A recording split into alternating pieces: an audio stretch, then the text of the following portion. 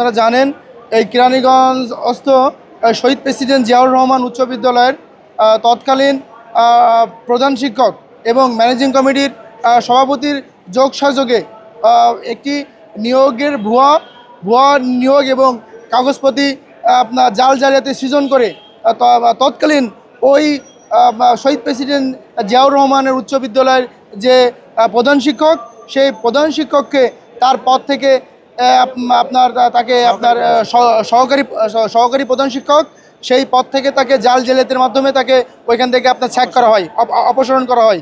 সেই অপসারণের মামলায় আমরা আজকে বিজ্ঞ আদালতে একটা ডিক্লারেশন স্যুট মামলা দায়ের করি।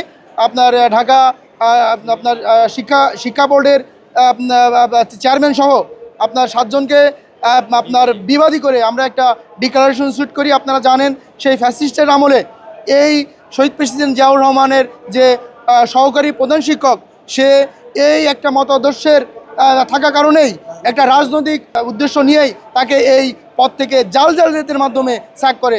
সব মশার বিরুদ্ধে সুরক্ষা দিতে এলো বসুন্ধরা এক্সট্রিম অ্যারোসল, মশার বিরুদ্ধে এক্সট্রিম সুরক্ষা। আমরা একটা ডিক্লারেশন স্যুট করেছি মাননীয় আদালতে এবং আমরা তার বিরুদ্ধে সে যে আপনার 400 সেটা ফ্রড করলো, জাল জালিয়াতি করলো, আমরা এবং এই যে ক্রিমিনাল যে স্যুটটা হয়, মামলাটা হয়, আমরা বিজ্ঞ সিএমএম আদালতে সেই মামলাটাও চলমান আছে।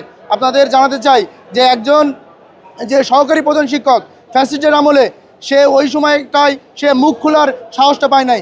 সে ওই যদি এই বিষয়টা নিয়ে বাংলাদেশের কোনো আদালতে যদি দ্বারস্থ হতো, তার বিপক্ষে অনেকটা মামলা হতো বলে সে এতদিন এই মামলার বিষয়ে তার বিরুদ্ধে যে জুলুমটা হয়েছে সেই জুলুমের বিষয়ে এখন আপনার কিছু বলি নাই।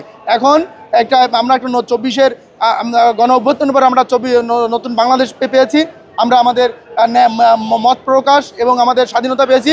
সেই জন্যই সেই ফলশ্রুতির জন্যই আমরা বিজ্ঞ আদালতে এসেছে সেই ঢাকা শিক্ষা বোর্ডের চেয়ারম্যান বাদী করে আমরা 7 জন বিবাদী করে আমরা সেই শহীদ প্রেসিডেন্ট জিয়াউর রহমানের উচ্চ বিদ্যালয়ের যে সহকারী প্রধান শিক্ষক তার পক্ষে আমরা এই বিজ্ঞ আদালতে এই মামলায় একটা ডিক্লারেশন স্যুট করেছি।